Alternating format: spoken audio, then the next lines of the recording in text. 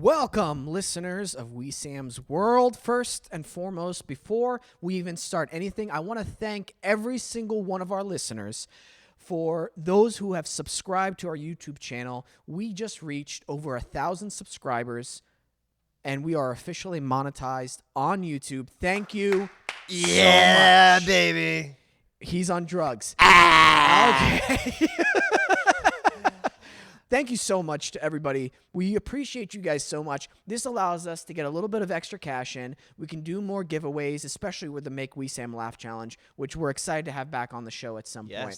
So thank you to everyone. And if you haven't subscribed already, go take a second right now. Go to our YouTube channel, Wesam's World. Hit the subscribe button. It goes a long way, and we appreciate you guys. And if you've done it and you want to show that, hey, Wesam, I did it, tweet at us, Instagram message us, anything you like, and we respond back to all of them. So thank you so much, guys. We really appreciate you. Good start to the week. Good. Yeah, good stuff. Good stuff. That was one of my goals for 2021, and we've already accomplished it. So we're gonna refine it, take it to that next level, and we're gonna go head on with this. Yeah. Later on in the show, in about 13 minutes, we have our guest this week, Nick Major, from the Nick Major Show here on Idobi Radio. Yes. We've already recorded it, to be completely frank with you guys, and it was awesome. It was awesome. Great talk with Nick. Such a cool guy, down to earth.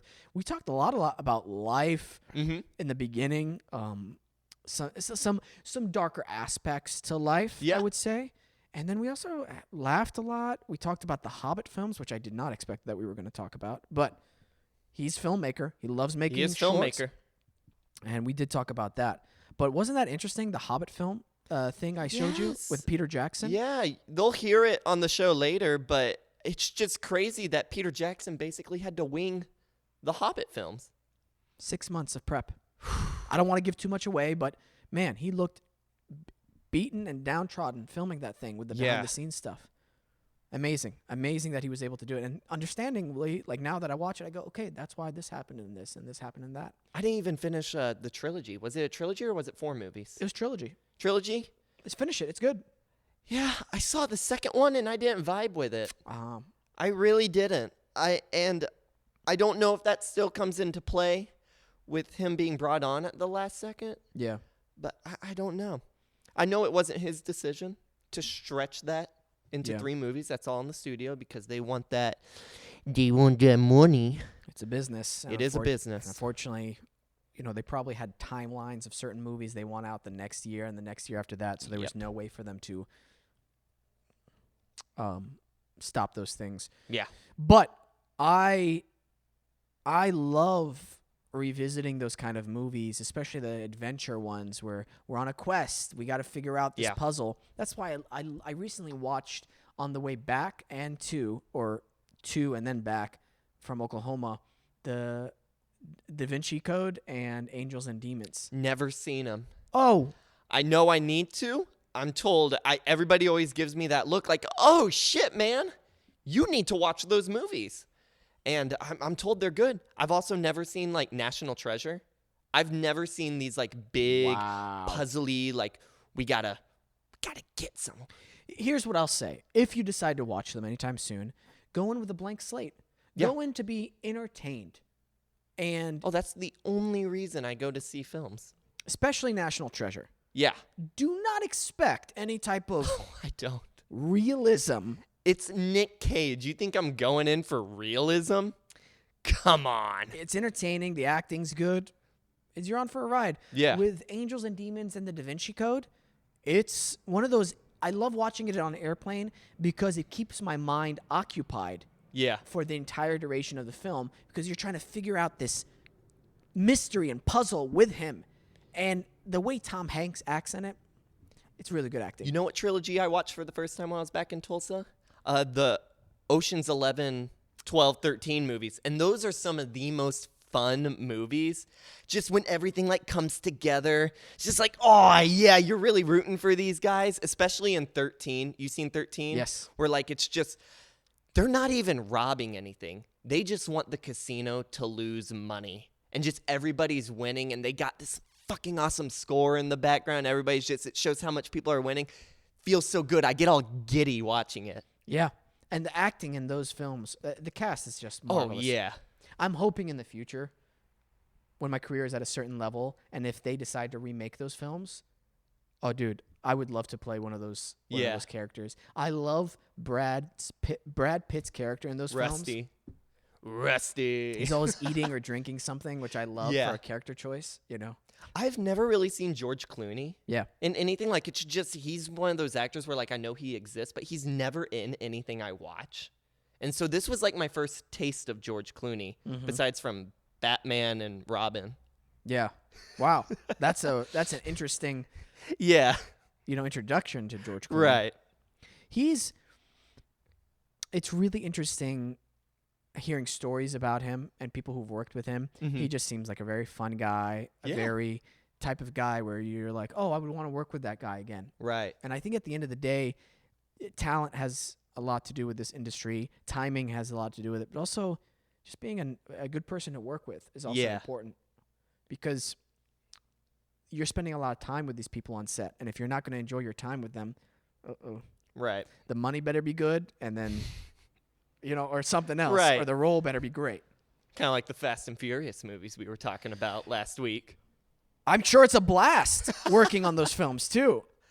Mads was dying listening to our conversation. Oh, good. About it.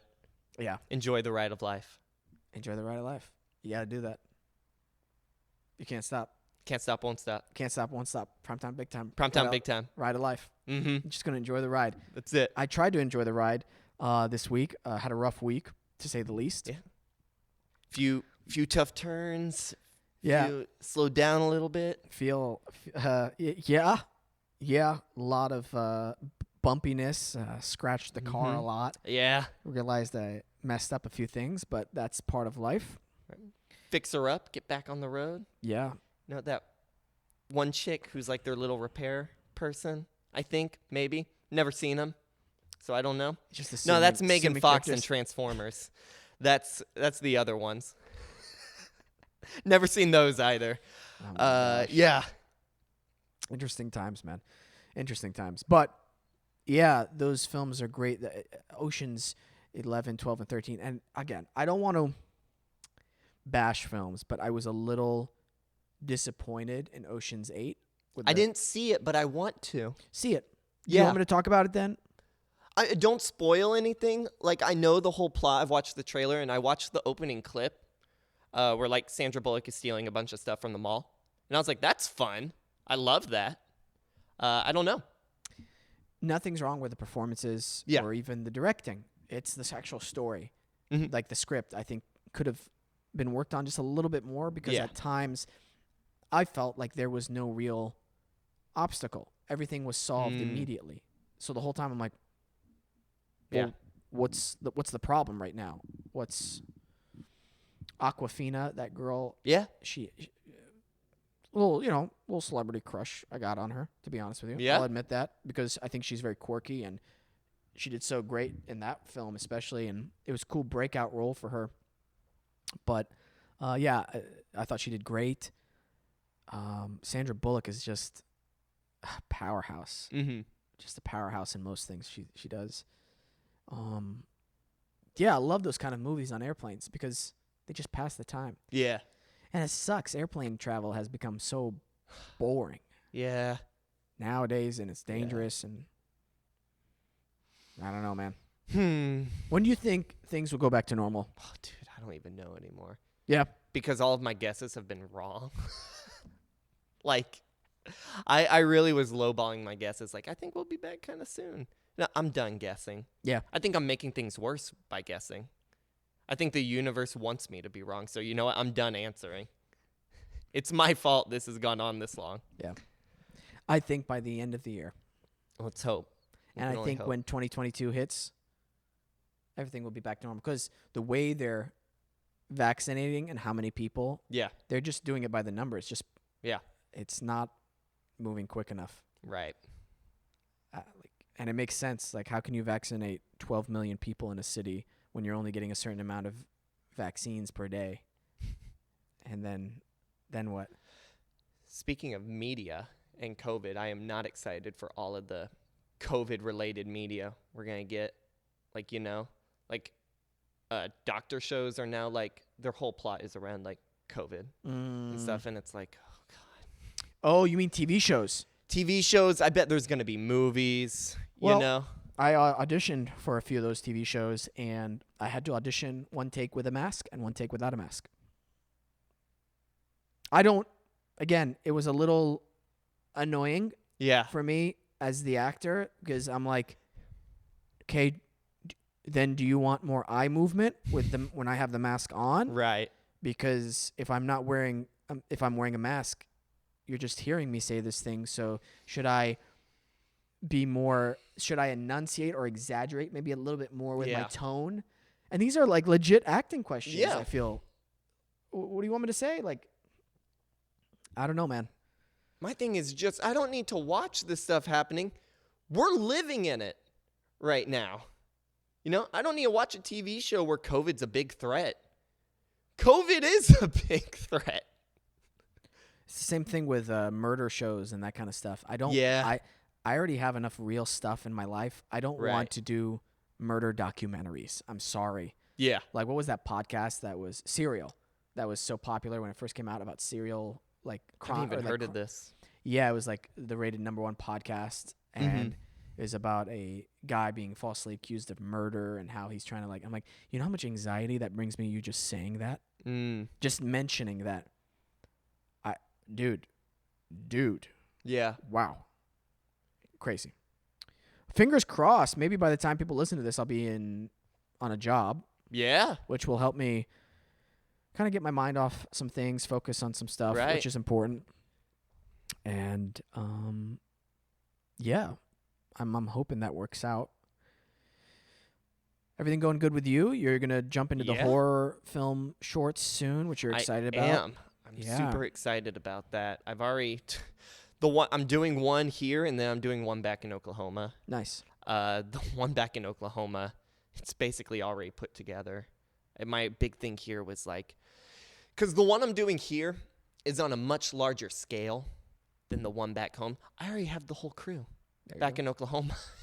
I need 2 people, not including myself. Yeah. So yeah, but we had Nick Major come on the show, and I'd like to get him on board. That's all right. Yeah. I'm sure he'd be more than happy to collaborate. And I will say this, you'll have to travel back, I guess, to Oklahoma at some point to do this. Mm-hmm. Yeah. We'll figure it out. My friend's getting married. Oh. And he's the one he's got a big fancy like red camera. Not the color red, the brand red. I don't know if you're familiar with that. $1,000 cameras. So yeah, just like, I don't know, like 3 days before his wedding. Should throw this thing together. Wow. Do it. Yeah. Might as well. So what? He's getting married. Yeah, so what?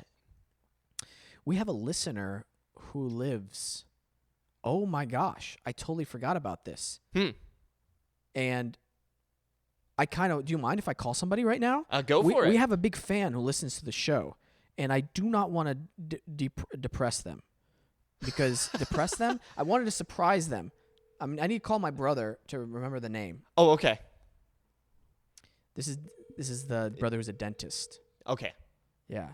I'm really excited for him to answer. Should have done this before, but I just remembered. All good. Yeah. He's not going to answer. It's Saturday. He's not going to answer. That's okay. Let me call my other brother. Maybe he knows the guy's name who tunes in every single week to the show. This person tunes in and listens, and he knows my brother and my Hey, dude, you're on the show right now live. I just had a quick question to ask you. Were you the one who was telling me you had a friend who tunes in every single week to the show? It's probably Daniel. It was. He wasn't answering his phone. Oh, yeah. I think it was Daniel who told us that. All right, man. Cool. Hey, love you. Love you too, bro. I just hung up on him because I have to do that as an older brother. Yeah. Yeah, you just hang up on your younger siblings. You have to do that. I get it, yeah. Yeah, if you don't do that, come on, Daniel. Come on, Daniel. Well, you know who you are if you listen to every... We'll mention you by name. You're a friend of Daniel's. I'm sorry I totally forgot your name. Been a crazy week, but thank you for tuning into the show. We'll mention you by name next week if I remember. Well, let's take a quick break. We'll take a quick break. We're gonna bring on Nick Major from the Nick Major Show Tuesdays at 10 p.m. Eastern Time, 7 p.m. Pacific Time. Real quick, this is a word from our sponsor this week, Hello Fresh. Hello Fresh? Yeah. Peyton, what's going on, dude? Not doing okay, man. Why? Just times are tough, You look a little malnourished, might I say? Yeah, dude, I've lost weight. What? I can't provide food. What? What's going on? Dude, I've been begging for scraps. What? Dude, I've been going outside eating grass. Don't do that. Dude, I'm desperate. Guy. It's like a salad, man. Don't you have Just time to go out and go buy groceries? No, dude. What? I don't. Okay. Because I'm too busy eating grass. Okay. Listen, I need to tell you then about Hello Fresh. This is America's #1 meal kit. Have you ever heard of Hello Fresh? No, I haven't. Okay, let me tell you a little bit about what Hello Fresh does. Please do. First of all, I'm going to tell you from a personal experience that I got Hello Fresh, and they bring you all the ingredients you need to make food. Everything that you need to make any kind of to make a special meal, if you will. And I made it in under 30 minutes. I made these wonderful beef tacos that tasted so good. And you might be asking yourself, man, I'm not primetime big time like you, Wesam. That's right. I am can't not afford it. primetime big You don't time. need to be primetime big time. I don't? You could be normal time. Normal time, small time. You could be normal time, small time, and still afford Hello Fresh. I'm telling you, it's quality ingredients, and it saves you time and money. Here, let me give you an example of how it saves you time and stress. Okay. It's convenient, no contact delivery right to your doorstep. Easy to follow recipes with simple steps and pictures. Ooh. I know how much you love pictures. I love pictures. You cut out stressful meal planning and grocery store trips so you don't have to worry about what? Going to the grocery store And getting COVID. and getting COVID. There you go. You can get dinner on your table in 30 minutes. And I know you have a wife. It could be a do. fun thing to do with the wife as well. And guess what, dude? I know your money's tight. It is tight. You can save 40% with HelloFresh versus shopping at the grocery store. How is that possible? Yeah. And guess what? Feeding the whole family has never been easier with lower prices for larger box sizes. More servings means more savings. Now, you might be wondering, well, how's the food quality, right? How is the food quality? Well, it's fresh, high-quality, pre-portioned ingredients. Over 90% of ingredients are sourced directly from growers to ensure peak flavor and ripeness. And guess what? You're like, what? I'd only get like 3 or 4 choices, right? No. Probably. You get more than 20 chef-crafted, delicious options every No. single week. Isn't that amazing? That is freaking amazing. And guess what? What? They're flexible. Are they? Oh, very flexible. You can easily change your delivery days or meal plan preferences. You can skip a week whenever you need, right on the app, too. So let's say you're going back to Oklahoma. You're like, Right. hey, I don't need this week. Boom, right on the app, done. That's all you have to do. And let's say you want to keep it stocked, right? Your Yeah, refrigerator. yeah. You can add extra meals, proteins, quick meals like breakfast on the go, or 10-minute lunches, even desserts. Ooh. You Dude. know I like my desserts. I know you love your desserts. And you know how awesome HelloFresh is? How awesome. They're giving listeners of Wesam's World a special deal. Do you want to hear about it? I do want to hear about it. Go to HelloFresh.com/Wesam90 and use code Wesam90 to get $90 off, including free shipping. Woo! That's HelloFresh.com, Wesam90, and use Wesam90 to get $90 off, including free shipping. What is it? $90 off. Wesam90. There you go. Just go to HelloFresh.com, WESAM90, Wesam90. Use that code and boom, $90 off. Thank you, HelloFresh.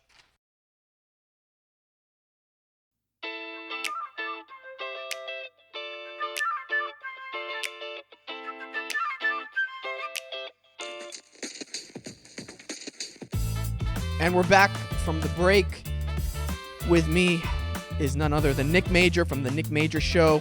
Tuesdays on Idobi Radio at 10 p.m. Eastern Time. You talk about the news. You talk about music. We do talk and about music. Sometimes you have guests. We've had guests before. You've had guests. Have you had guests recently? Yeah, not really. It's been so weird because of the pandemic. Yeah. So I've had at times people like call in and stuff, but for the most part, it's just been a strange year. Yes. Because I usually I miss doing in-person interviews like this more.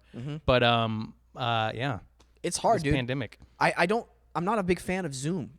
No, I'm really me neither. not. And I've really tried to spice up Zoom interviews as much as I can. And I put a lot into them because I've interviewed a ton of artists this past year on Zoom.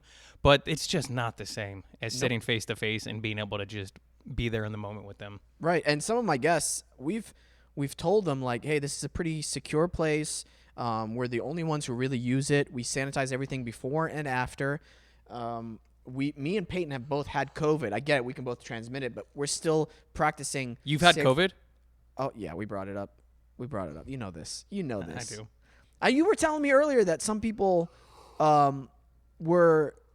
didn't want other people to know that they've had COVID. I know some people who've been private about it, and I think it's because they're embarrassed that because they got it in situations where they deserve to get it. They were out in big public spaces, and so they're like, "Oh, I don't want to get hate on because I was going out." And I'm like, "Well, you're what? You were literally doing what you're not supposed to be doing. You can't what?" Yeah, the reason we got it was we went to Oklahoma and we were still wearing masks and everything, and we still got it because I guess our family members. Certain family members of ours had gotten it because it's the community there is not as strict. They're more lax about certain things, and we got it. Luckily, none of us went to the hospital, and our immediate family members, if I recall, Peyton didn't go to the hospital. Is that correct on your side? Yeah. So we got lucky. We got really lucky. We got invited to a Christmas party. A COVID party, but go on. No, for real. That's what it became. And we got in a fight with my parents and everything about it because we were like, we don't want to go. We don't want to go to that one. We just want to hang out here. And, we try to kind of play low key. Well, 4 people in that party went to the hospital. Yeah, and I'm sure everyone there pretty much got COVID. Yeah, oh, yeah. Yeah. Guys, I don't know what to tell you. I sometimes you just... Do you guys lose your taste and stuff? I hear that that's a symptom. Yeah. Do you have it back yet? Oh, yeah, I lost my smell, but I have it completely back now. Yeah, okay, because I hear some of that stuff's been affecting people even months after they recover and stuff. I don't know everybody's medical history and their body type and what type of daily vitamins they take, and a lot of different information is out there. And I've said this over and over. The only consistent information that's across the board from all the physicians I've talked to, from all the stuff I've read online, is take your vitamins, especially vitamin A, C, D3, zinc, and magnesium. That's the entire alphabet of vitamins. Jesus. Almost, but you got to take those. They said because those are the main things that support the immune system. And the majority of people they found that are in the hospital having really bad symptoms is because they're lacking in a lot of those they got vitamins. some deficiencies. Big time. And so it makes sense if your immune system is not top notch and it gets flooded with this virus and viral load at the same time, which is how much of the virus you get at once.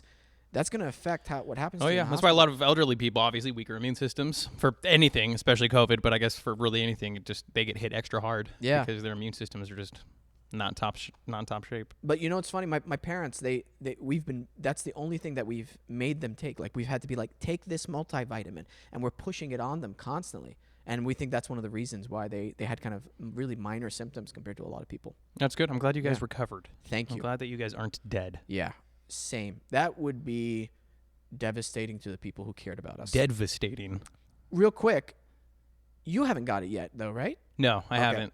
You've been doing great, though, in terms of social distancing and everything. Oh, it's been a very shut-off year for the most part. Yeah, I've really not done much. I have done a couple things that, I went up to Santa Barbara for, a final trip with my dog before I killed him. Mm-hmm. So I went up there for that, but I still stayed healthy. You had to put your dog down. Yeah. Which you met him a couple times, right? Yep. Dracula? Yeah. Yeah, you met him, right, Peyton? Did you ever meet Dracula, my Chihuahua pug? I didn't know. You didn't? Okay. Get out of here then. Oh, you never met him, though? No, I did meet him. I didn't know. Oh, yeah, he got cancer and I had to put him down. Oh. So he's not doing too hot anymore. He's dead. What's that like? But that was actually the saddest thing ever. I've lost relatives before. Yeah. And for some reason, nothing hit me harder than my dog. But what was weird about that is so he was 7.5. I thought his life was halfway done. And then I noticed that he was losing weight one time. And then when he was losing his weight, I happened to, at that exact time, I bought by accident the cat food version of his dog food. And so I thought, oh shit, he's losing weight maybe because there's a different, I don't know if, I didn't know. I was like, it's the cat food version. Oops. Because in my head, I was like, I'm just going to give him this for a little bit and I'll go buy the right food. So he started losing the weight. And then I was like, oh wow, this must be because he's eating the cat food version. Let me get him the dog food version again. And then I noticed he stopped. He just wasn't really eating much anymore. Mm-hmm. But then his stomach started to swell up. And this all happened in a really quick time frame. And then so it's weird though, because there's red flags now that I realized. Like he looked like sad at times, and I was like, why do you look so happy? What's wrong? And there was a couple times he had troubles jumping up on the couch or in my bed, which he never did before. And then I didn't think of it at the time. I was like, you know what? He is almost 8 years old. Maybe he's just getting a little older. But then when his stomach started to get bigger, I took him to the vet after looking up online those symptoms, and then they said, well, if your dog has these, it could be because there's tumors growing in them. And then I was just like, oh no. So I took him to the vet, and then they did an x-ray, and then they were like, yeah, your dog has a lot of tumors growing in him, and he doesn't have much time left. And then 1 day shy of 2 weeks of me taking him to the vet, I had to put him down. So it was like within the span of 2 weeks, I found out he was dying, and then he died, and it was sad. Wow. So that's that. And I did, though, because by the end, he was really in bad shape. His stomach was very bloated, and his legs were swollen, and it was sad. Like, I felt bad for him. He never looked like he was in pain. I feel like he was just tired. But the final picture I took of him, he's outside my apartment with me. It's the morning that he got put down, and he looks so sad. But I had a company stop by my apartment that puts your dog down within their home. So, like, that way they're really calm, and then, like, they're not in a setting that they're unfamiliar with. So he got to just sit in his bed in the home that he lived in his entire life, because since he was a puppy, he's lived in that apartment. And then he just went to sleep. He didn't even know when the needle hit him. And then I got him cremated. And that's the end of Dracula the Chihuahua Pug. Where did you put the remains? They're on a shelf in my living room right now, because they sent me like a little wooden box that says Dracula on the top. Oh, wow. And then, yeah. Wow. So that was a sad thing, though. That was definitely, because I've lost family, and I just felt bad for him that he had to be so sick for a short amount of time. Because, like, I would make him hamburger meat, the most delicious food, and he just wouldn't eat it by the end. And then I was just like, oh, you are so sick. Because he used to do this thing where I'd put food on his nose, and then he would throw it into his mouth. And then he just stopped doing that. And I was just like, oh, you poor guy. So I made a really cute tribute video for him on my Instagram that you can check out at Nick_Major. And a little reflection on his life. Yeah. So it was sad, though. Have you lost a pet before? Like, yeah. Oh, yeah. I've lost a lot of pets. Most shocking one I lost was in college. We had this beautiful little, I guess, small miniature poodle. I don't know exactly what it was. Very smart dog. Turned her into this. This is her, actually. That's her, and she's here forever. And she got into a lot of chocolate. She was actually hiding chocolate throughout the entire home, and then she was eating it, wrapper and all. And then I walk downstairs because I hear my mom and my brother crying and screaming, and they're holding her. She starts convulsing, and I'm looking at her, and she starts convulsing, and then I see the life literally leave her eyes. And I'm like, oh, wow. And my brother and my mom are crying, and I'm holding it together there. I'm like, okay, let's call Dad. We called my dad, who was working in the restaurant at the time, told him what was up. I called a vet clinic and told him, hey, my dog passed. What do we do with the body? They're like, well, you can bring it here. And I'm like, oh, what do you guys do with the body? And they're like, well, we just throw it away. And I'm like, I can just bury it, right? They're like, yeah, you can probably just bury it in a yard or something. That'll probably be best if you'd like that. I'm like, yeah, that's what I'll do. And I had to keep it together because they kept crying, and they were very shocked by the whole thing. Yeah. And I wrapped it up in a white cloth and put the body somewhat next to a tree. That way it can get its nutrients, kind of giving back to the earth. Where breathing life from. Into life. Right. And I remember burying it and being like, this is crazy.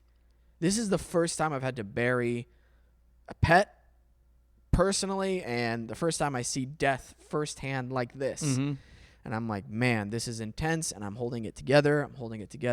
And then I have to drive to my class in college because I was a commuter, and I get in the car, and I'm driving, and I just start bawling in the car because I've never experienced anything like that before. Yeah, I definitely cried harder over my dog dying than anything else. It was sad. And then some people might think it's messed up. After they put him down, I took a picture of his dead body, And then on the new iPhones, they always have like, if you swipe over, there's like picture memories, and it's like on this day. And then like the other day, I was on my phone, and it was my dead dog's body, and I was just like, and it was like Sherman Oaks, October 15th, and I was like, yep, there's Drac dead.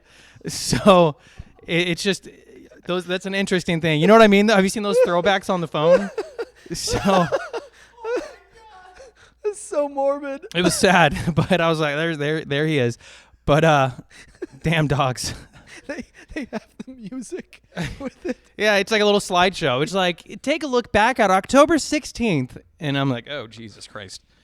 I've done one of those before, or I've had one of those pop up on my phone, and it was like on this day, and it was a day where I was running the mountain, and it was like this beautiful sunrise, and like I'm running and everything, and I'm like, oh wow, that's pretty cool. And then for some reason later on that day or whatever, I had a crazy poop, and I You took a picture of it. I hate that feature. If you save a pornographic picture on accident and it pops up on your side like that, there's just so much room for error with that feature. oh my gosh. So if that can somehow be turned off. Well, on a happier note, it's done that before where my brother William gave my dad basically like this tea latte infused with marijuana, and he gave it to him the night before. And my brother, and he even admits it was an idiot move on his part. Did your William. dad Good know job. that it had weed in it? Yeah, but Okay. William didn't realize how strong this thing was. My dad, we were planning on hiking the mountain the next day. William gives it to him the night before. He's still high in the morning. Still high. To this day, he is still stoned. And he's like, I have a headache. My head feels like it's floating. And we're like, let's just work it off a little bit. And you see these pictures of him hiking this mountain. We're all taking pictures. He looks so high still. Was he having a good time? Because a high hike can be all right. Yeah, he was having a good time, but he felt like his heart was just pounding. Later on, we find out that he had to have heart stents and stuff. So actually, it was actually very dangerous. Was this from the tea, or was this another underlying health condition? No, just because of he just needed heart stents. It was just from life. So it made it into a little video, and dude, it was a beautiful and hilarious video. Just seeing my dad just like that, with his eyes half open, and I'm like, wow, he was very high.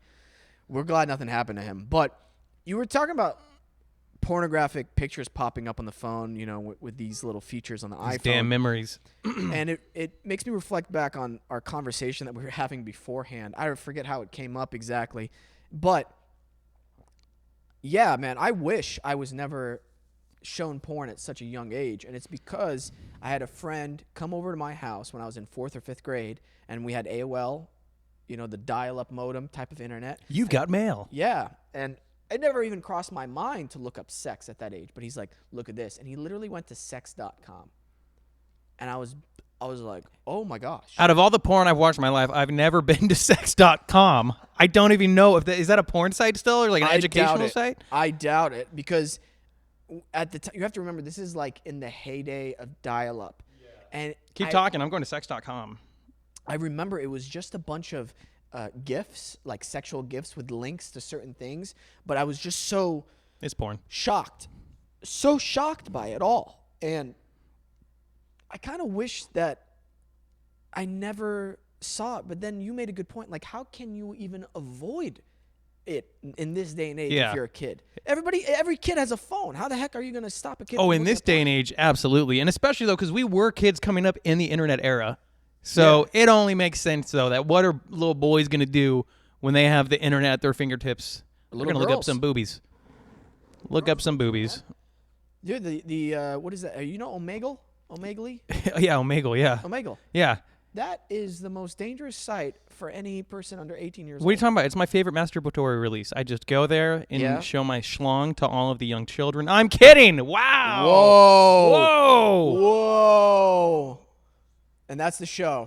And there's the demonetization, That's everybody. The No, but yeah, because there's like that and like stick cam, and there was all these webcam websites back in the day. And honestly, what it was a bunch of creepy guys jerking it. whenever these kids pop up on camera. It's terrifying. It's horrible. So, and how do you stop a kid from doing it? You have a button that says, "Are you 18 or older?" And who's? Come on. I've always thought that was one of the. But I guess they probably legally have to have that up there just to show, like, look, we're trying to put that clear barrier there. But yeah, never stopped anyone. I think the best way. Do you plan on having kids, or you don't know yet, or you don't care? The older I get, I don't think so. Okay, that's fine. Yeah. Everybody's different. Peyton, you plan on having kids, maybe, or probably not? Yeah, everybody's different, and that's fine. I'm thinking about it. If I have kids in the future, how the heck am I? Do I talk to them? Hey guys, okay, this is the sex talk. This is what happens. This is how you make a baby. And do I tell them you usually want to do it with somebody you're somebody special that you care about and somebody you want to spend the rest of your life with? But be careful. Don't look at porn. Like, I don't even know how to transition to that. Do you know what I mean? Mm-hmm. I'm 33 years old. I'm still 33. Yeah, now you know. Come on. Now you know. I already looked up your famous birthdays website, so just kidding. Your birthday's in March. Those are all bullshit sites. I freaking hate them. That's also another thing we can talk about. But then I'm getting older, and I'm like, I don't know a lot of things. I feel I can only name like 10 things max that I know 100% for sure. And probably 4 of them I can't really even explain that well to other people. It's just too much. I don't know, man. Like, I realize I'm not an idiot, but sometimes I feel like ignorant just to a lot of things. Because there's so much. Because there's so many things. Like, I don't know how to talk to a kid about, hey, don't look at porn because if you get addicted to it, it's going to be bad for you in the long run. How do you explain that to a child? You know? Mm-hmm. Or drug usage. Well, you can't really say, well, these drugs are good if you use them in this certain way, and if you start going this way with them, it could probably affect you, but it also depends on the person's body type and mindset and what they have going for them in their life. These drugs absolutely don't touch, because even good people who try to use them and try to maintain it, they actually OD on them because of certain body types, etc. Like, there's so much information all at once. That is true. I always love how there's like a barrier with drugs. It's like, have you done shrooms? Yeah, man. Have you done LSD? Yeah. Acid? Yeah. You ever done black tar, heroin? Whoa.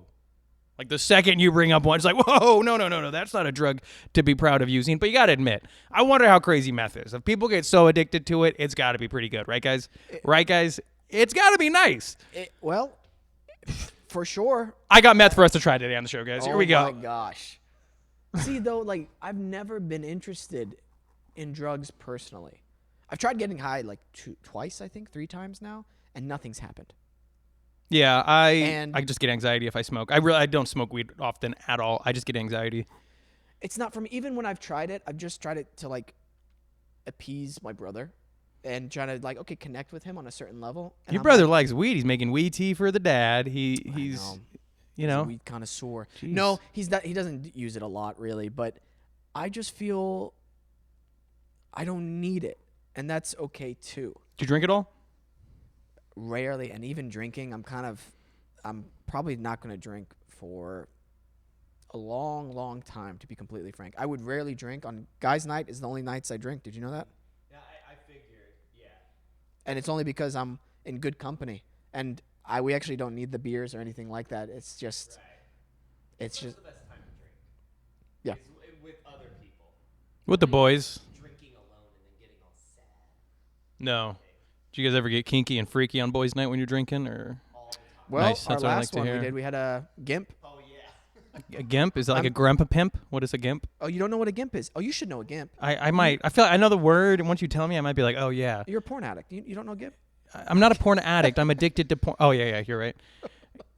No, what is a gimp? It's kind of like those guys who dress up in all leather and they kind of do whatever they're told. He's like a dominatrix type thing, but the Yeah. submissive, it's like the one on the other end, like the Yeah. little bitch of it. Yeah. Okay. And we had one come in, and it was just a friend who dressed up as a gimp. His name is Frank. Yeah, me He's and a my cool mom guy. used to do that. Whoa.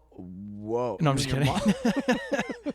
Your buddy dressed up as a gimp, though, and you guys all took turns glazing him? What happened? No. Oh my gosh. Glazing him.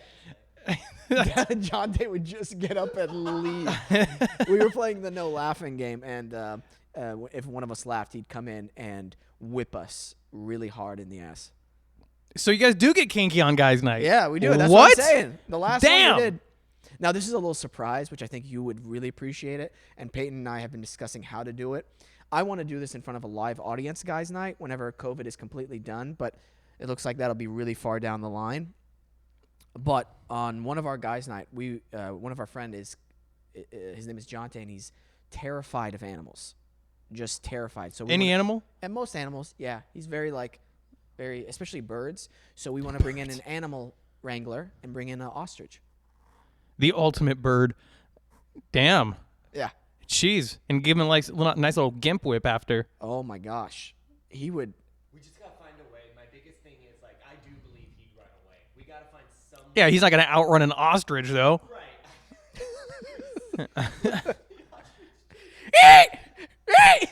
The wings spread out. Dude, he would freeze. I know. There's gotta be some kind of door we lock him in. Like I don't know. He will run. My concern is we have to make sure we tell him, do not freak out. Oh yeah. Because we If don't you want the freak animal out, to the freak ostrich will kill. out. Yeah, right? They have like the toes of a raptor. I know, dude. I'm just imagining what it would be like. He just sees around here's the door open, and just a guy with an ostrich comes in. I want a gimp to walk out with the ostrich. That would be kinky as Oh hell. my gosh. Dude, I'm telling you, because it's going to cost some money, I would have to book a series regular role again soon, and hopefully To pay for the ostrich? Yeah, just to pay for that one guy's night. It's going to be a pretty choreographed kind of thing. What do you think about that? I better be there for that one, boys, because that sounds fun. I'll be the gimp. See, that's why I think we should do a live audience one. I think so. It will be a bit before we can do that, but if you I ever know. just want a live stream one, we can do it. We could do it on YouTube now because of we're in that zone or level, whatever. Okay, yeah. So that's what we're planning on doing with that. We're really excited for that. Some plans for the future. But yeah, man. Back to what we were talking about in terms of there's a lot that I don't know in life. So That's all of us. You feel that way the same? Oh, yeah. Okay. Oh, yeah. I know a lot about Blink-182 if either of you guys have any questions. But, after that, it really starts to go downhill from there. And the first 7 seasons of South Park. But not much else going on in my old noggin, the old Nick noggin after that. Yeah. Do you feel happy with a certain amount of ignorance, or do you feel like lost at times? Do you feel like you want to know more? Do you feel scared to know more? No, I'm actually really happy with what I know. I think I'm very well versed with politics and with what's going on in the world. I'm serious about that. I'm a huge news junkie. Yeah. And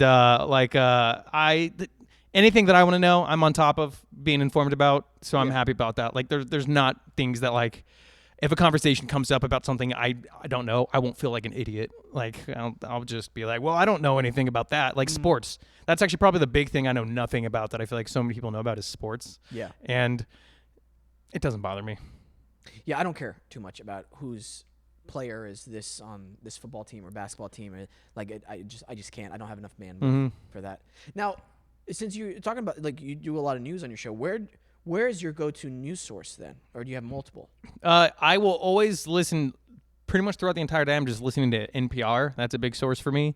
But then on top of that, I just browse through different news websites. I'll just a topic I want to know about. If I hear about it on NPR or I get a news alert on my phone, and then I'll just go to Google and then to the news in Google, and I just read 20 different websites articles on that same topic just to kind of get a variety of what different publications are saying about it, because I feel like that gives me a pretty good idea of a non-biased opinion of it, whereas people who stick to just say Fox News or something, I think that's where you get into a dangerous territory of just very closed-minded, very potentially incorrect information. That's why whenever it's news stuff, I just not one specific source, but a very broad source of just results when I look online. Right. Yeah. I always want to question extremists. Well, you just did with your flat earther, boy. Dude. Me and Tommy, we were going through the comments on that video the other day. What'd you think of that? It was I knew that's exactly what happened when you did that interview with that guy, because it's just nothing but it's very like politics almost. When there's flat earthers, it's people who are far right in politics, and they will die by their beliefs, and they will make their beliefs known. So go look at your guys' comments, and you can see just that, because everybody seems to think you are the stupidest thing to ever happen without even question. They don't even give a chance for another story. It's just no. I was telling Peyton this, and this is all I'm going to say about that. I'm a busy guy. Like in my career, I'm very busy. I have a lot going on. This show takes up a good percentage of my time. My acting career takes up a great percentage of my time. My study of the craft of acting takes up a big percentage of my time. Taking care of my family is a big percentage of my time. Maintaining my mental health is a big percentage of my Good. time. Glad you take time for that. You know? That interview had the significance of a carnival game for me. And I'm on to the next thing. People like that who are commenting and everything like that, and by the way, I haven't even looked at them any time recently. They live there. I was going to say that is what their life is devoted to. They don't have these different avenues of things that they're keeping busy with. It's that. They live there for their whole lives. So enjoy the coin toss game. I'm off doing something else. You forgot about that already. Yeah, I don't care. And so when the name calling happens and all that stuff, okay. Literally, I feel nothing. No skin off your back. I literally feel nothing now about it. So, okay. It's that unimportant to me. Yeah, we're 2 episodes past that now. That was weeks ago, though. And you know what the sad part is? That 2 episodes feels like 2 years to some extent. Yeah. And I think it's also about living in a big city that does that. You kind of move on much more quicker. Have you noticed that living out here in LA as well? You don't really dwell on things too much. No, the second my dog died, fuck that, on to the next thing. Yeah, I mean, look at you. You're just... Yeah. No, but it's very interesting how that happens living in a big city. Now, when you live in a very small town, I feel like you kind of live in that zone for a long time. Mm-hmm. And I feel like the internet also allows people, even if you're in a big city potentially, to still fall into, because the internet has allowed people to fall into those communities of flat earthers, of this, of that, to where back in the day, I really think being in a small town really kept doing that small town thing. But now just the conspiracy theory side of the internet can literally be your small town that you just live in and that you let completely take over. I'll end this, and this will be the last time I talk about it, probably for a while. But to everybody who's commented and watched, thanks for the money. Thanks for the views. Appreciate it. Onward. It still has a good like to dislike ratio though. The video, that's what I noticed, because I was like, they're probably tearing. Oh, it's got way more likes than dislikes. Okay. Thumbs up, and people in the comments are like, "Hey man, at least thanks for giving David." Yeah, I was like, fuck you, but that was really cool that you chatted with David, dude. That was nice of you. You know what's really cool too? You got to remember, the majority of these people, if they were sitting like right across from me, they wouldn't ever say what they're saying or typing out on the internet. Oh, it's like that's another thing the internet has done. It's just created such a bully mentality that it's just these keyboard warriors who come face to face. No, bro, exactly. I also, the one thing that's kind of getting me through this, I count my blessings to make my anxiety go away, to make this the kind of these struggles that I'm currently dealing with subside. Because when I count and I believe in God, and I know we talked last time, and you're an atheist, correct? Cheers. Yes. For me, my connection with my Creator and everything is very important and special to me.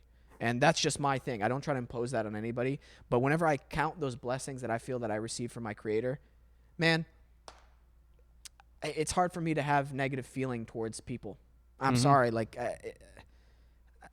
It just doesn't exist. So I don't know. Gratitude, I feel, it kind of keeps me level-headed, keeps me going on the right track to a certain degree. It's that fuel in my gas tank that keeps me going in hard times. Mm-hmm. That's good, and I think that's all important. And it's good not to get caught up in other people's drama, like the flat earthers. So we're on to the next thing. Man. Oh, something that we could talk about. Let me just check our time here, because I've been. Yeah, we're good. Like 10 minutes. Oh, perfect. Oh, 10 minutes? Oh, okay. Till the 40 minutes. I've been doing it at 45. Yeah, we're at 50. Yeah, it's 40 till 45, I believe. Oh, well. Do 40 minutes.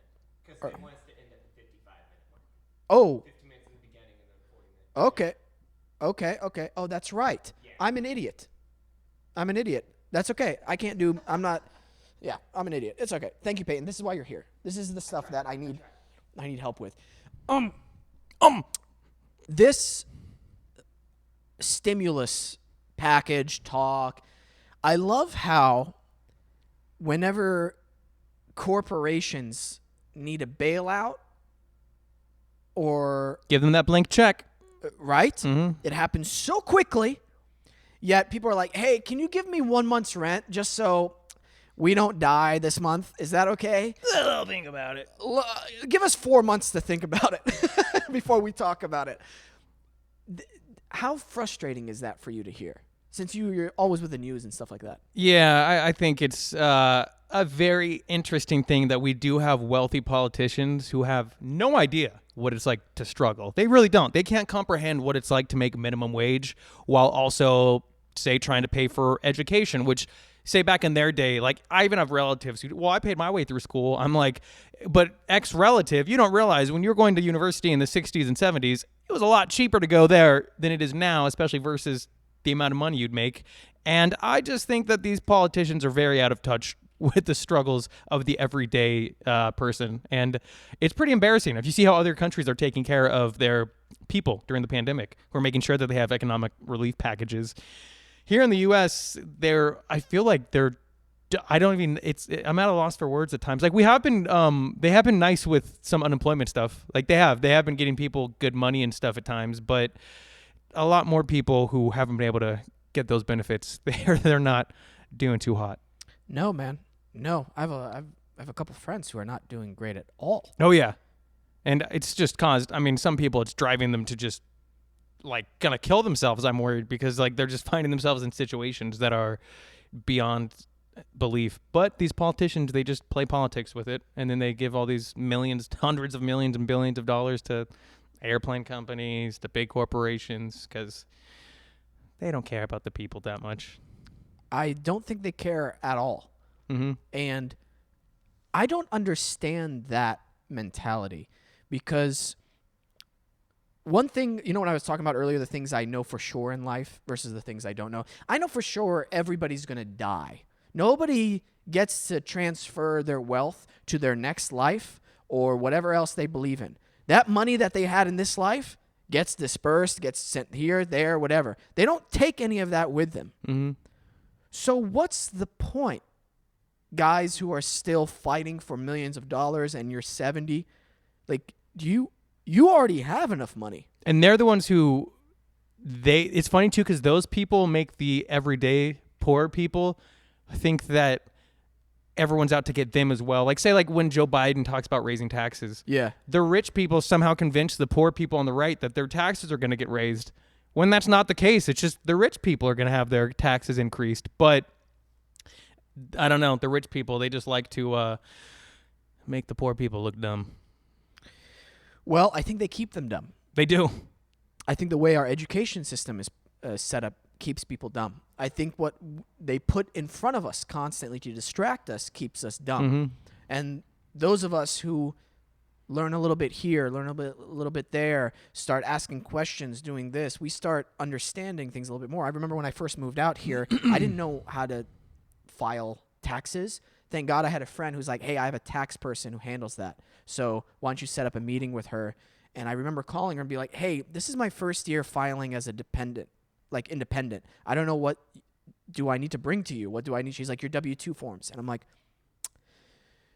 what is that again? Because I don't know what that is. Do I have to fill? She's like, your employer will send that out to you to show how much money you've made throughout that year. And I was like, oh, so they just mail it to me and it shows how much everything I made, the taxes that were taken out. Yeah, you need to bring that with me so I know how much money you made that year. So if you've had multiple employers, you'll have multiple W-2 forms. And this, but by the way, I'm saying this right now for those of you listening, trying to educate yourself if you don't know, because this is how you know. So I was like, oh, okay, great. When do those come in? Imagine if they taught this in high school. Oh my gosh. They didn't. I know. And luckily I had a friend who showed me the way. Mm-hmm. Now, each subsequent year, I learned more things about paying taxes. And now I'm at a place where I'm like, boom, I have a great CPA right now. I understand how much I have to pay them, but they save me this much money in the long run. I know how to manage my business expenses. Has it been trial and error? Did I pay some years more taxes than I wanted to? But yeah, that was just that's what happened. I wish I would have done this with it, but I didn't know. They don't want to tell people that because then everybody would be doing it. They don't want that. No, because they know the system right now gets them more money. I do think it's surprising, though, the stuff that they don't teach you like in high school. Yeah. Just the generic things like how to budget, how to do taxes. Because like you said, you know that we all die. We all also pay taxes. Yet they blindly send you into the world to figure that stuff out. Credit cards. Credit cards. Had a friend. How to not rack up tens of thousands of dollars in debt. She did that because she think, oh, I don't have to pay it off at the end of the month. I could just pay the minimum balance. Oh. That'll be a never-ending battle. Don't do that. Did you see how much interest they charge you? No. Well, this is what that means. Yeah, I got people like that too. I got friends who just put on my credit card, and years later they're like, oops, that was a bad idea. They are unforgiving with that, just as student loans. Dude, you know how if I was a mafia person, I'd be like, guys, why are we doing killing people? Let's get into the student loan business. That's a shocking one to me. I mean, if you see I've read people's like stories that were like, I took out a $60,000 loan, I've paid back $90,000, and I still owe $80,000. And it's just like, whoa! I think it's crazy what the education system has become in this country because it's unaffordable for anyone who's on minimum wage. You can't pay to go to school, even if you're working 40 hours a week. You can't pay to go to university. You got to take out loans, and then because of that, you get yourself $100,000 into debt. It's a nightmare scenario, and it's modern day shackles. Now, here's the warning with that about people trying to educate themselves out of the box, out of like the shackles. You have some people who go into that extremist group who think, oh my gosh, every conspiracy theory they read on the internet, QAnon, all this stuff, they think, oh my gosh, that's happening because they're so easily misled still. And they start going off on that extreme. And when you get the president behind you, whew. Exactly. You get people in power supporting that because they want your vote. They know that you'll support them. Those are the evil people. Those are the truly evil people who know the system and still fuck people over with it. Like, I feel... I was watching this video of this guy going, it was like pre-dawn, the day of the inauguration, and he was like, they were asking him questions, and he was like, I know this sounds crazy, and I know when I say it out loud, it's going to sound even crazier, but Joe Biden will not become president. He will not be inaugurated. This was some QAnon guy? Yeah, this guy. Well, they stayed with him, and Biden got inaugurated. He became the president. And the look on his face, he's like, yeah, well, man, I can't believe it. Yeah, but we're still gonna get it. Like, just still in his mindset. Now, is that stupidity? Is that being embarrassed that he knew he was wrong, but he can't deal with the fact that he was wrong? I think some of them refuse to admit they were ever wrong. It's like people who are like when they say like the world's gonna end, and they're like, all right, on this date the world's gonna. Well, it's gonna end on this date actually. It's gonna go to this date. That's the same thing like these QAnon people now. They have like a date in March. They're like, actually on March blah blah blah, Trump's gonna come back into office and do blah blah blah blah blah. And I'm like, you guys just keep moving that goalpost. There's no wrong. But that was funny. I've seen a couple videos like that of QAnon people who were like, yeah, just wait. Biden's going to get arrested when he goes up on stage, and then Donald Trump's going to stay in office. Didn't happen that way. I love the guy who goes, we need to take a break? Yeah, okay. There's a tornado? Okay. Is there a tornado? Goddamn. It is some gloomy weather today. It is. Well, we're going to take a quick break if you're listening live on Idobi Radio. When we're back, we're going to continue this awesome talk with Nick Major.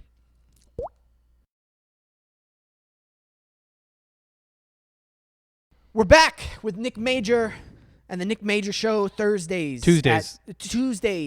not Thursdays. That's my show, baby. Tuesdays at 10 p.m. Eastern Time, 7 p.m. Pacific Standard Time. Yeah, and if you're in the central area of the United States, what is that? That's 9. 9, it is. 9 p.m. at night on Tuesdays on Idobi 999.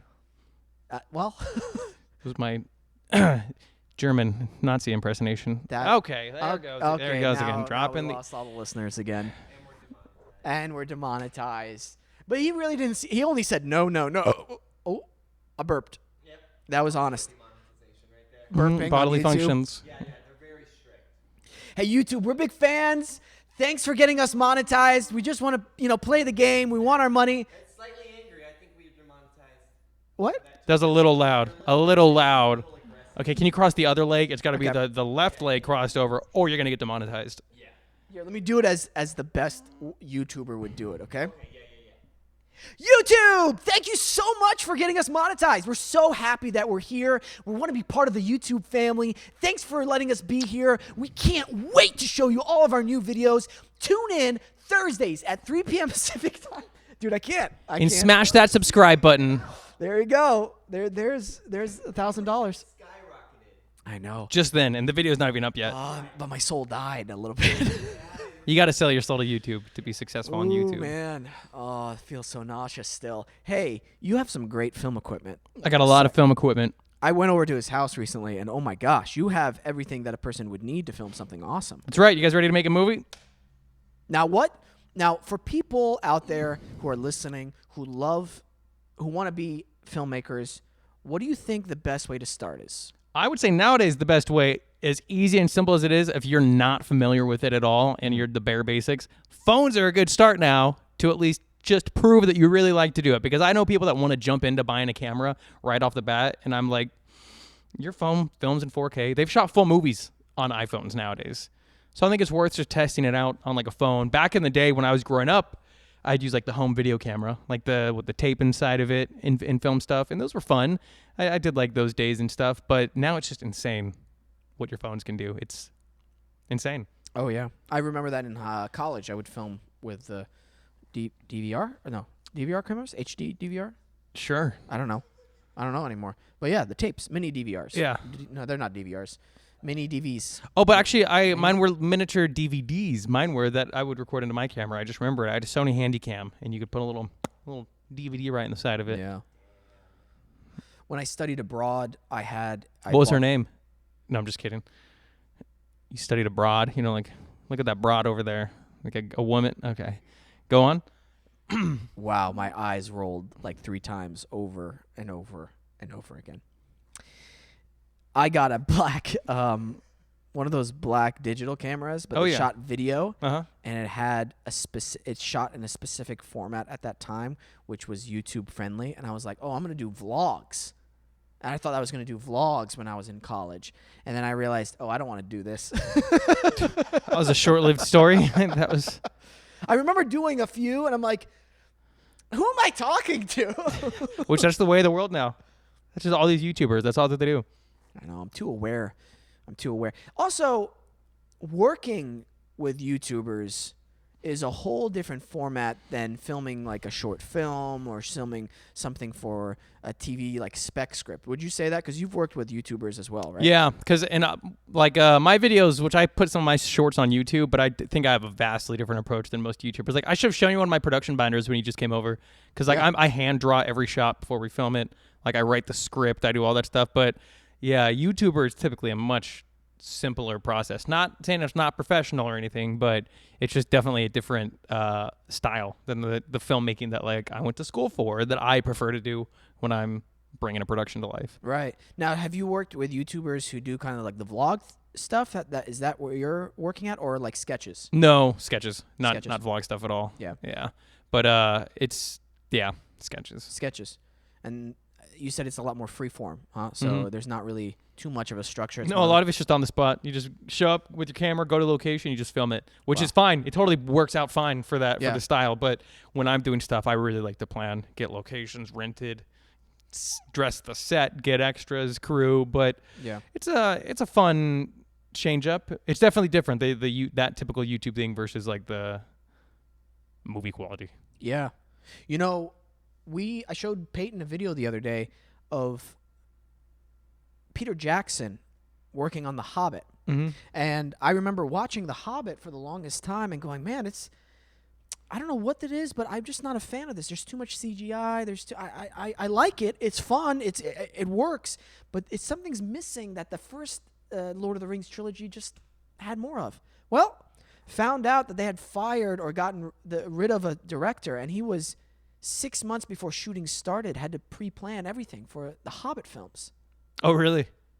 And watching him work on set, was depressing because he actually got himself sick during the pre-production. Wait, who? Peter Jackson? Yeah, he couldn't Okay. work for 6 weeks. He was out for 6 weeks. They were planning stuff on the go. Certain days of shooting, he was like, I haven't even blocked this scene. I haven't even prepped this scene. You guys take an extra hour for lunch. I got to figure out how to shoot this scene. And he On the said- spot. On the spot. And he's like, if I hadn't been a director for 25 years before this, I wouldn't have made it through. And when I was telling Peyton, whenever I directed my brother's music video, it's a 3-minute music video. It took me 3 months of pre-production. Oh, what? 6 months for The Hobbit? Huh? Well, it's a 6-minute movie, right? Yeah. That makes sense. No. It's more like a 9-hour movie. Is it a trilogy? Yeah. The Hobbit thing? Okay, I never saw The Hobbits. Hey, make this trilogy on a world famous book, and you just shot a world famous trilogy series that's connected with it. We hear 6 months. Was someone else supposed to direct it? Guillermo del Toro. Oh, okay. And then he backed out? I don't know what the Or something exact story happened. is. Yeah, but then something happened. Last minute, Peter Jackson jumped back in Yeah. to begin with. Because the Lord of the Rings movies were incredibly successful. The first 3. Academy Award nominated all of them. Uh-huh. Because they even talk about like Guillermo had a different vision. As he would. I mean, he's a very specific look, Guillermo del Toro. Peter Jackson said the thing, he winged it. He winged The Hobbit.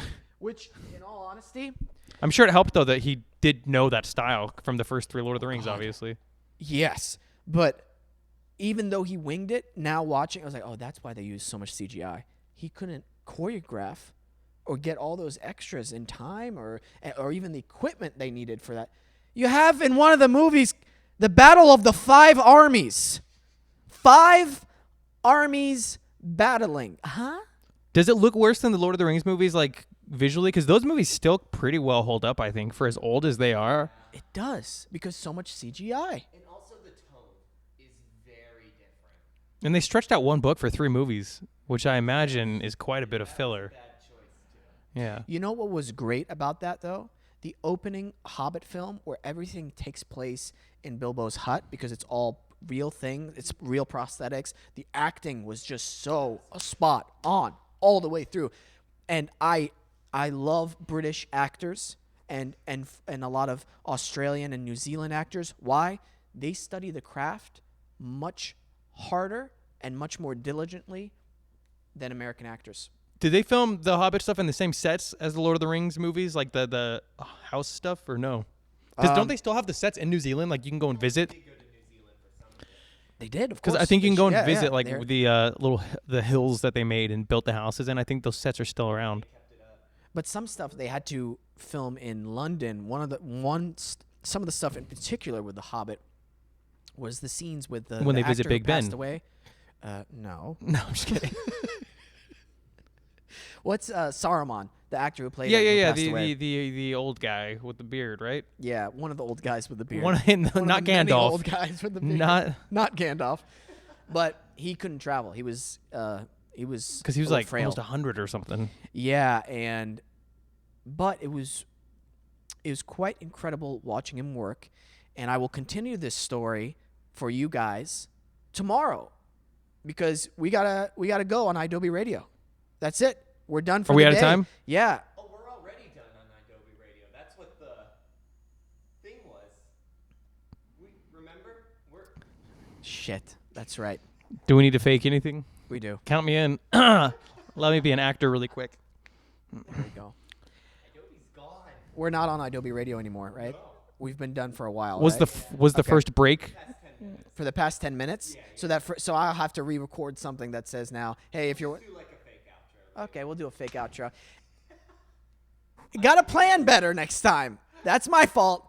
Anyway, so the actor was kind of, he's an old guy. He's a little slow, but he was still pretty sharp with his acting. And it's a great video. You can watch it on YouTube and everything. Was Christopher Lee in the Hobbit movies? Yeah, Dude, that just shows how much these movies that's what I'm talking about. exited my mind. Wow. The Hobbit ones, yeah. But the first 3 Lord of the Rings, still incredible, man. Haven't seen them in years, but I remember I saw them in theaters with my dad, with my brother. Then we bought them on DVD after. Yeah. Good times, man.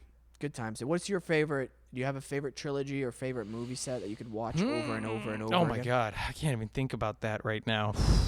You have a lot of horror stuff in your place. I do love horror. Yeah. I do love horror. While you're thinking about that, some of my favorite horror films are Insidious and The Conjuring. All right, so those are a series that you like? Yeah. Yeah. I like the director of the first Insidious. What's his name? Oh gosh. He directed Saw. It's Lee Winnell, right? No, James Wan. Yes. Yeah, that's who it is. Very good director. Oh yeah. And then he did Aquaman. Oh really? Yeah. That's hilarious. Which was I think it was the most successful DC movie, which was, I was stoked for him because that was just wild because he's a horror guy. And to see him make $1 billion DC movie, I was like, good for you. Yeah. Yeah, Insidious. There's another Insidious film I think coming out next year or the end of this year. Probably next year. Do you know anything about the acting business? How it's been just, Demolished? oh my gosh, 20 to 30% of budgets now are increased because of COVID. Oh yeah. And I still don't know whether I'm going back to my pilot that I shot last year, Echo, whether they're going to keep it again for this year. We're still waiting to hear back on that. That's so, And, that sucks. It's just part of the game. I just, So you don't expect a pandemic to be part of the game, but I guess it is. that's true. That's true. Yeah. No favorite movie that you can think of?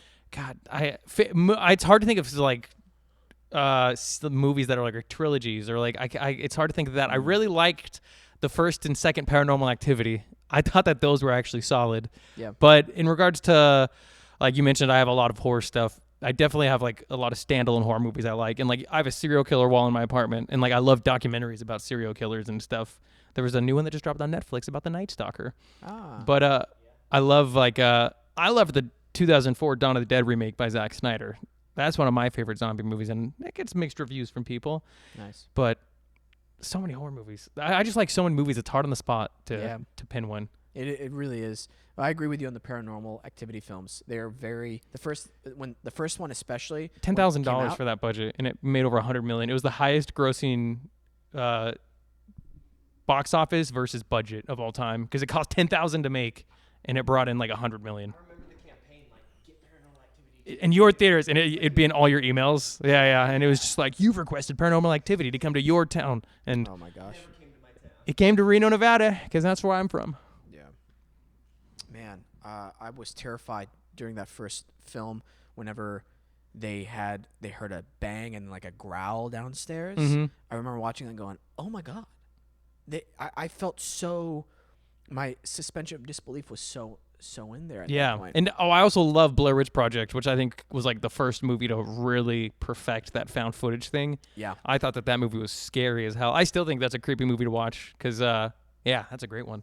You know, are we allowed to talk about it? What you're getting into the next few months, or should we leave it at? No, talk about it because I'm actually going to talk to you after the show, after everything you've been talking about. Well, go ahead. Yeah. It is now a passion project for me and my wife. We are competing in the 15-second horror film. It's a 15-second? 15-second horror film festival. You got to make a 15-second horror film. Oh, shit. Maybe I'll submit to that and beat you. I'll come on you, bitch. JK. But I love making 15-second things because that's like all my TikToks. I love the trying to cram something into 15 seconds because it's so digestible. After the show, because I'll talk with my people. there's two things we have in mind, and we need to talk. 15-second. That's It's cool. That's so tough because what can you do in 15 seconds? Uh-huh. That's like a vine. And that's what I love with because all of my TikToks are literally 15 seconds or less. I make sure to make them 15 seconds or less because I think people will watch it. Those are all mine that have blown up. It's because they're that short. But doing like a cinematic horror film in 15 seconds could be fun. I already pitched him an idea that I thought that gave me chills when I read it for the first time on that board. I was like, oh, that's genius. I have a fear of doppelgangers, like a recurring nightmare. I used to. I haven't had it recently, but of I'm a triplet. doppelgangers in my dreams. What? Yeah, I'm a triplet. So you want to talk about doppelgangers? But we're not identical. We're fraternal. Wait, what? I'm a fraternal triplet. This is the first time I've heard about this. Mm-hmm. That's okay. 2 guys, 1 girl, 2 girls. Me and my brother and my sister. So 2 boys and a girl. Where are they at? They live in Reno. Wow. That's how's that growing up? Was that It's weird? fine. It's always, whenever I get asked that, I don't really know how to, because that's all I knew. So it's just like, I'd imagine it's similar to having another sibling, except for we all shared a birthday, and Fraternal. That's Yeah. what it means whenever you when we don't look the same. Wow. What does that mean? How does that happen? The zygote just goes, you know what? All of you different. I don't know. Something with the, because I think if you're identical, it's because you're a part of the same egg, but it's split apart in the womb. That's why you can have Siamese twins if it doesn't fully separate. But if you're fraternal, I think it means that 3 different eggs were fertilized by the cum. Oh. I think that's it, but I could be wrong. Or 3. It's not 3 sperm in 1 egg. That's not possible. We're obviously smart people. Like, Back to the topic of when we talk about things that we don't understand, we're just going to create our own science here, and we're going to put it online, and we're going to get a group of people to follow us about it, because that's all that it takes. Yeah. So yeah, doppelgangers, which I don't have a doppelganger. We're not, but when you said that, I was like, oh, twins, I'm a triplet. Dude, I don't even know. I grew up with 2 younger brothers. But it was weird. We were kind of separated by 6-7 years. So when I was in college, They were still in middle school. yeah, and then I was mostly at college at that time, so we'd rarely hang out. And then when I went here to California, they were in college, started being in college. Like, it was just a very, there was a long period of It's almost time like a where full we didn't hang out. generation gap, Almost. I feel like it's a generation, 7 years almost. especially in regards to schooling, because you guys are never in the same school. Because I have an older sister, but she's 2 years older, so like we'd be in the same school. Oh, gotcha. Yeah. My brothers were like a year apart, so So same with them. they were, 1 grade below each other. They went to the same university too, Mm-hmm. so that worked out great for them. And yeah, no, I don't want to talk about that. It's weird growing up and being the oldest in my family, especially. It's not weird. It was very taxing at times. I should say that. However, it's made me into the person and man I am today, which I'm very thankful for. But at times, it felt very overwhelming. I'll say Mhm. that. I really don't know how I'm still a decent human being. I feel like. Well, I wouldn't say decent, but Fair. I'm kidding. You're a very decent human. Doesn't feel like that sometimes. Wow, we just went into Wesam's dark stare-off recess into the nothingness. You just need the camera to slowly zoom in as he's doing that. You don't know how many times I'll just stare off and be in my own little world. Yeah.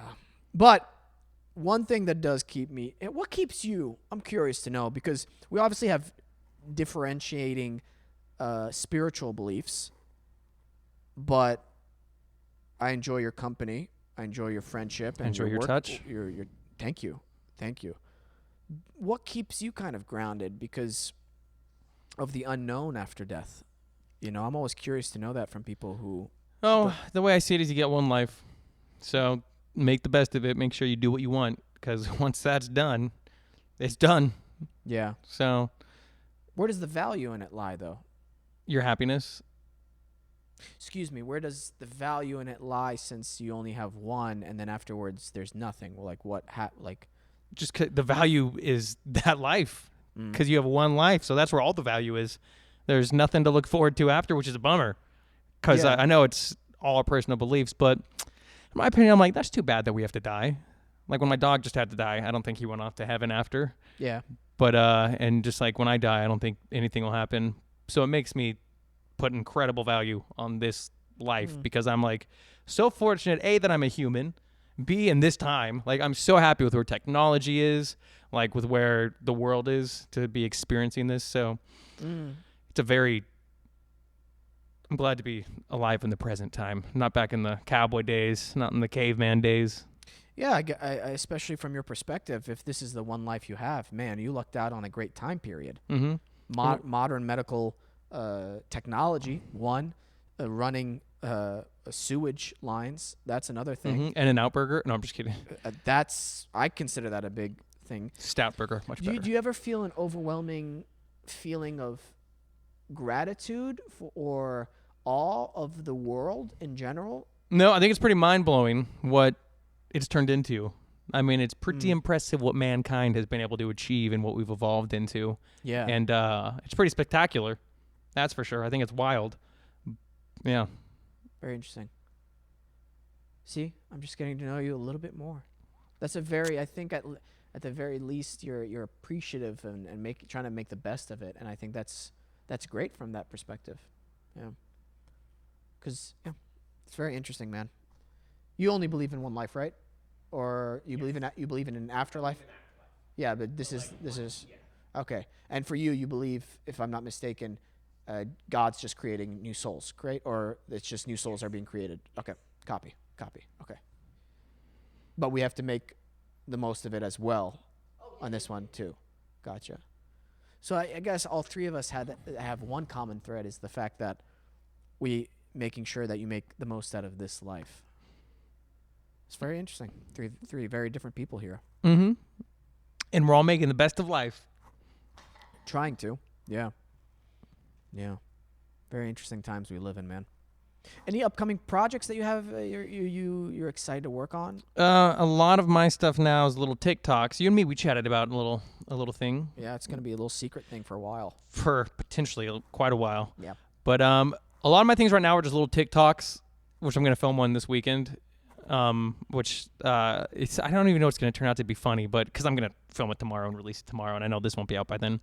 But I think I'm going to do this dumb little video. So we'll talk about it first here, and we'll see what the execution is, of me walking by a sign for a babysitter, and I'm holding like a baby, and I'm like, oh, thank God. And then so I knock on the door, and I'm the babysitter because I'll play both characters. And then the dad leaves, and then I just like lay the baby down like on a blanket on the couch, and then I sit on it because I'm the babysitter. So we're going to see if that plays off funny or not. Yeah. But that's my next TikTok idea. Because last weekend's that Peyton helped film was with the leaf blower. Yeah. That was a good one. But when you... The only way you're going to know if it's funny or not is if you execute it. And I will. I think either today or tomorrow. I'll see what time my girlfriend gets to my place because she's my camera operator. Using my phone, like I was saying, for people who want to start off, use your phone to film. Dude, I don't... The quality on these phones, I have the newest iPhone. Even the one from iPhone 10 and above, like you're getting great quality. Yeah. I don't see why you would, if you're an amateur filmmaker, you want to go buy a DSLR right away. I'm like, and I know people who they get excited at the thought of that, so they want to jump right into it. And I'm like, you're getting ahead of yourself. You're about to drop money you don't have and get into credit card debt just to fund this thing you think you want to do. Right. And also, what's cool is there's rigs now for the iPhone. Yeah. And little lenses that you can actually put on. I've seen those, yeah. And I'm like, oh, that's now you can play with different lenses if you want without having to spend thousands of dollars. Things that for me that's helped out with is acting.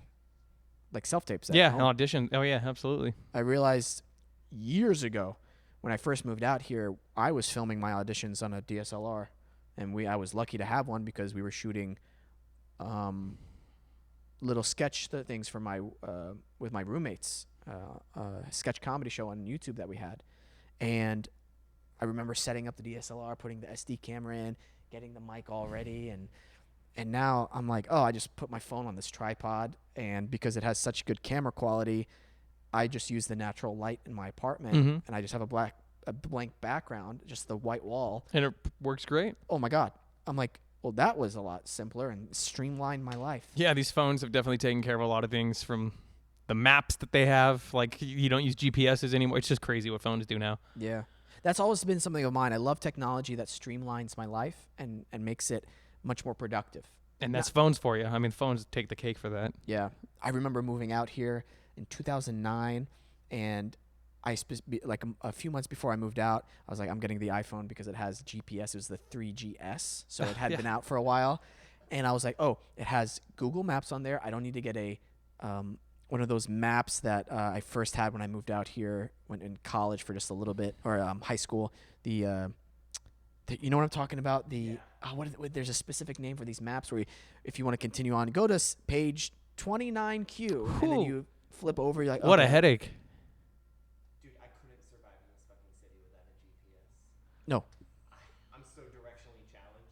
Oh, really? Like, I think, like, it took me, like, 30 times using a GPS to get here, even though, like, I lived, like, 10 minutes away the first time, so it's Oh, my gosh. That's hilarious.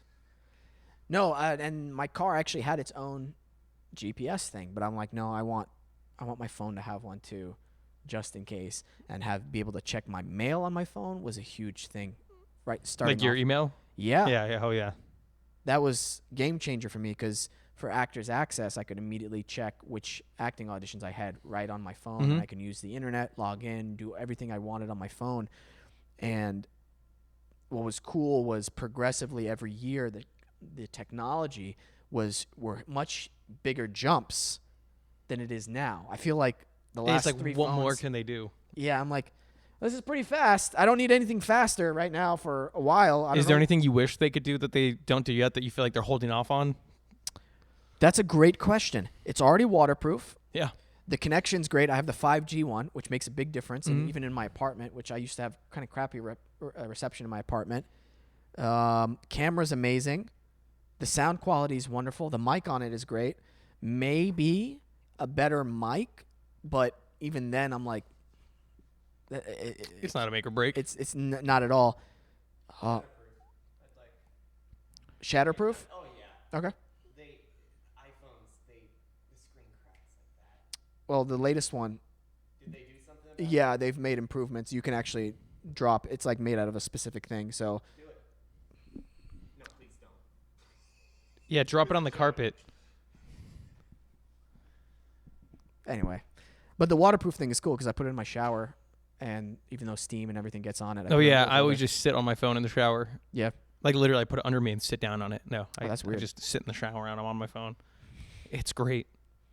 Yeah, man. I don't know. What about you? What do you wish your phone would have? The one thing I wish that they would do is have a proper which maybe I think the newest ones do maybe, but like a real zoom lens, because on the video, if you zoom in on something, it's just zooming in on the screen. It's not actually the lens going like and zooming in closer to something. And I would love it if they had that. I just think that that'd be cool. And I wish that the front-facing camera was always the same quality as the rear-facing camera, because the rear-facing camera is always noticeably better. And I feel like people use front-facing cameras more often now than they use those ones. So that's what I wish. Point. Again, the zoom. You have the 3. Which one do you have? The one before that one, I think. If that's the newest one. Yeah, the Pro. This is the Pro. Yeah, so this is the Pro version of the. Can you find out in your phone what you have? I think so. I don't remember, but this is a Pro version. But of whatever version this is, like the X. That looks like the 10 or the 11. One of those two. Yeah, Yeah, because of it. Mine has 3 lenses on. Yeah, it. yours has 3. Yeah. What do you have? I have the XR. And then I don't know if we have the same phone. I don't know. Do you have the 2 camera lenses here? No. So I'm fancier than you. Fuck you. Yes. Shit. But you know what's funny? Both of those cameras, if you were to shoot an audition tape or a movie with it, great quality. Oh yeah. Mm-hmm. Unnoticeable to 99% of people who would watch it on a YouTube video or anything like that. Now, if you want to start shooting 4K stuff, I'm like, hey, try to get the newest iPhone because battery life is better. The processing speed is better. I'll tell you what's made a big difference. I upgraded my laptop. I sold my previous one, and I upgraded to the new M1 the chip. MacBook Air. And I was telling Peyton, holy shit, it's a amazingly light travel laptop that I don't even feel is there. What? Where'd you get it? Last month. Oh. Did you bring it to when we did the Skype interview with you? Bless me. Oh, I didn't. I told you. You know how small it is? Yeah, I remember we watched the video. I didn't know you actually went and got it though. Yeah. Oh. Does it have that touch bar on the top? Because I feel like they can lose that. That's for the MacBook Pro M1 chip. And I didn't get the MacBook Pro. I got the MacBook Air because the specs are all the same. And the MacBook Air is quieter, doesn't have a fan, and it doesn't overheat. And I'm able to transfer footage, edit audition tapes just as smooth on my iMac Pro. Mm-hmm. There's no Welcome to difference. the future. I know, it's crazy. Like I'm sorry. Like if I was shooting the Echo Pilot in Jersey, and I had my old laptop, and I'm like, holy shit, this processing CPU is so freaking slow. Even uploading footage to it is taking forever, and I'm just waiting, and I'm like, I can't do this. Did it on my new one? It was like so fast. I was like, this is what I need. I don't know. I love that kind of. That's why I don't love the actual object. I love what it does for my life. Oh yeah, So I agree. I think that's important too. not getting attached to it too. Like I love driving my car because it's fun, it's quick, it's responsive, but I know how much better it's made my life, especially if I'm in stop and go traffic too. Especially if you're out in LA. I had a stick shift for years, and I'm glad I don't have a stick shift anymore. Oh, I look forward to going back to stick because I Yeah? drove it for years, and now I'm in an automatic. But next time if I buy a new car, I'd get stick. That's amazing to me.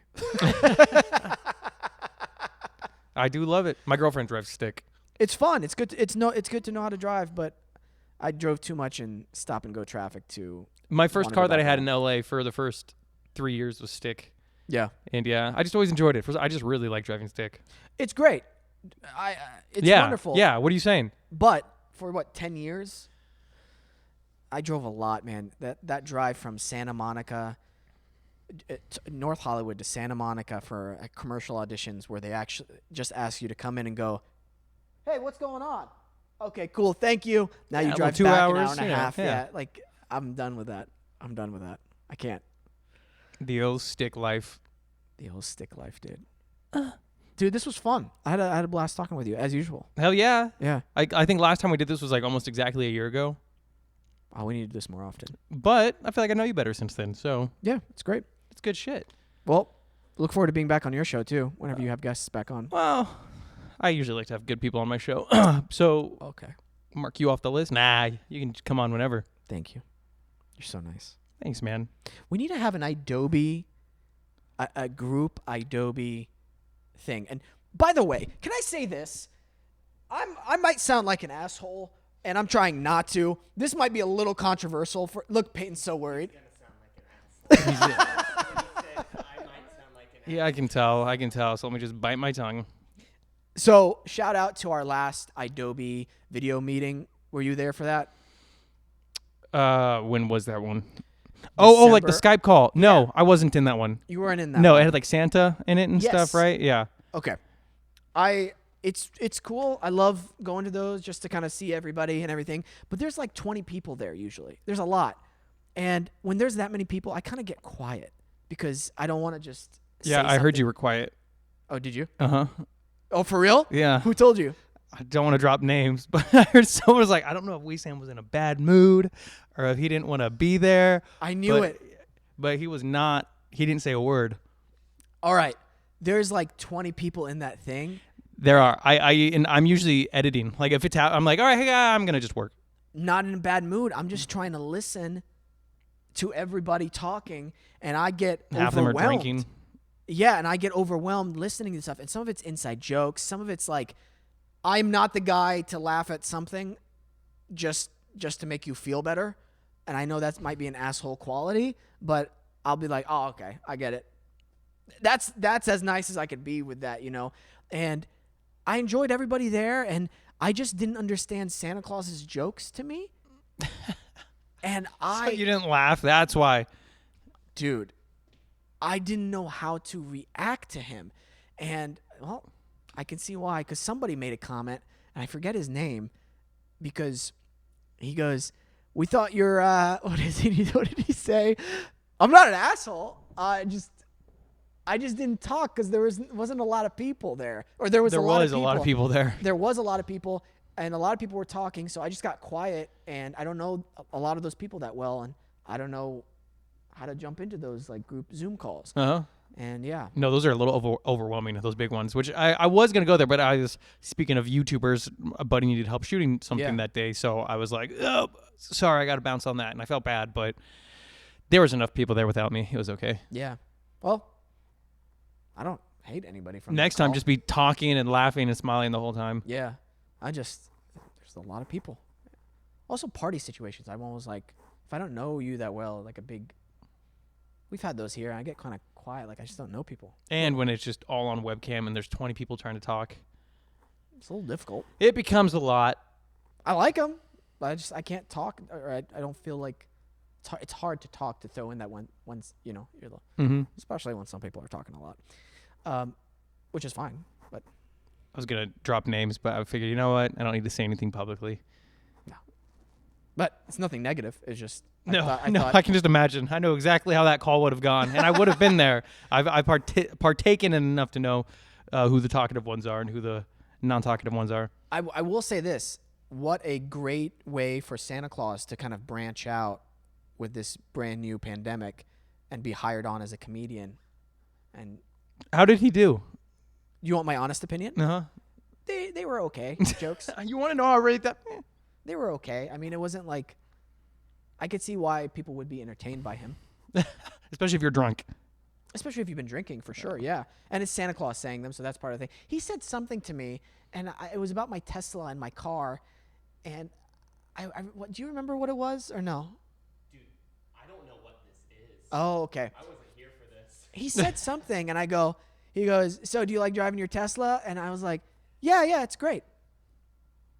And that was And it? that was it. And they expected me to talk about it more, and I was like, I like it. I don't know what to. And they're like, come on, and I'm like, it's great. What do you want me to say? And Like, they're it's, wow, Wesam's negative. I don't know. That's fine. That's fine. Well, I love everybody, so It's all great people. It's a good crew. it is a good crew. I just wish I got to know people a little bit more one-on-one at first, and then it's a lot easier for me because we're doing an escape game tomorrow, which We are? What time we're doing that at, guys? What? Where is it? Where are we going? we're doing me and Peyton are doing a virtual escape game tomorrow. Yeah, sorry, man. Sounds stupid. And you know what I'm worried? You know what I'm worried about with it? How many people we have in it? And 5 only. But you know what's gonna? You know No, what's gonna 6, happen? including me. We have Isaiah Adams in there, who's gonna be a total crazy person, and then my youngest brother Daniel, who another crazy person. We'll be lucky we don't get kicked out of it. I'm curious to see how this works because I'm still a little confused. Well, This is gonna be exciting. Same. Well, anyway, I wish there was another like small thing after this pandemic is over for everybody in the Idobi family to get to know each other more, because that's what I want to do. I wanted to do like more of I